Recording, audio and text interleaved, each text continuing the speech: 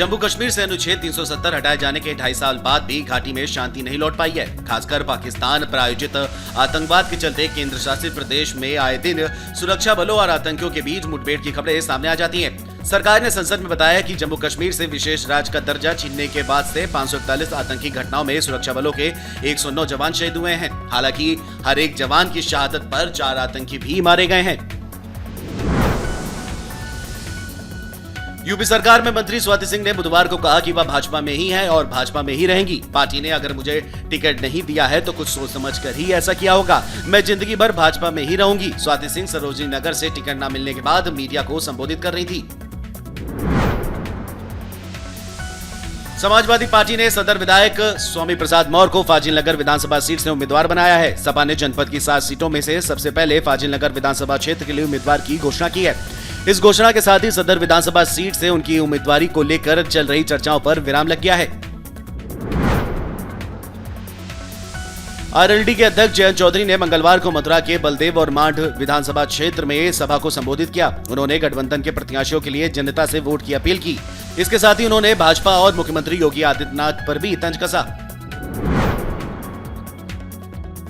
Samajwadi party Lucknow cantt seat से भाजपा सांसद रीता बहुगुणा जोशी के बेटे मयंक जोशी को प्रत्याशी बना सकती है।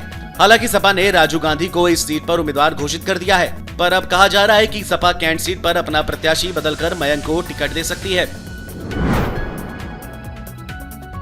राज्यसभा में विपक्ष के नेता मल्लिकार्जुन खड़गे ने कहा है कि देश में व्यापक बेरोजगारी व्याप्त है। युवा संकट में है क्योंकि बड़े कारखाने बंद हो रहे हैं, निवेश नहीं हो पा रहा है और सरकारी नौकरियों की संख्या लगातार घट रही है। खड़गे ने कहा है कि आपने 2014 में हर साल 2 करोड़ नौकरियों का वादा किया था, लेकिन इस साल के बजट में अगले 5 वर्षों में सिर्फ 60 लाख नौकरियों का वादा किया गया है।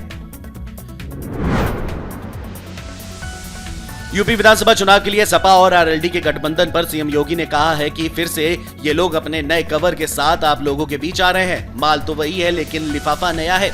सीएम ने कहा कि माल तो वही पुराना सड़ा गला है जिसने असुरक्षा, दंगा दिए और माफियाओं को बढ़ावा दिया और आज भी कहते हैं अरे आने दीजिए।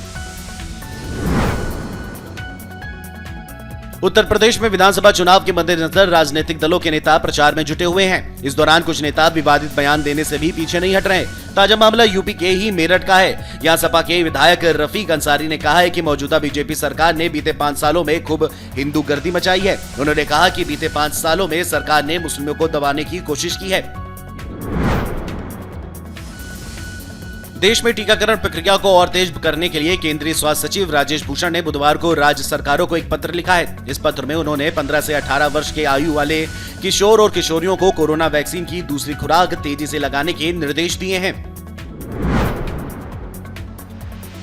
केंद्रीय गृह राज्य मंत्री अजय मिश्र टेनी ने राज्यसभा में बताया कि अपराध कानूनों में संशोधन समकालीन जरूरतों और लोगों की आकांक्षाओं के अनुसार कानून बनाने के लिए एक सतत प्रक्रिया है। मिश्रा ने कहा कि गृह मामलों पर संसद की स्थायी समिति ने अपनी 111वीं, 128वीं और 146वीं रिपोर्ट में सिफारिश की है कि देश के अपराध कानूनों की व्यापक तौर पर समीक्षा किए जाने की आवश्यकता है।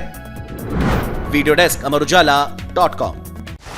डाउनलोड करें अमर उजाला ऐप और पाएं खबरें लगातार। अगर आप ये वीडियो YouTube पर देख रहे हैं तो हमारे चैनल को सब्सक्राइब करें और बेल आइकन को दबाना ना भूलें। अगर आप Facebook पर ये वीडियो देख रहे हैं तो हमारे पेज को लाइक करें।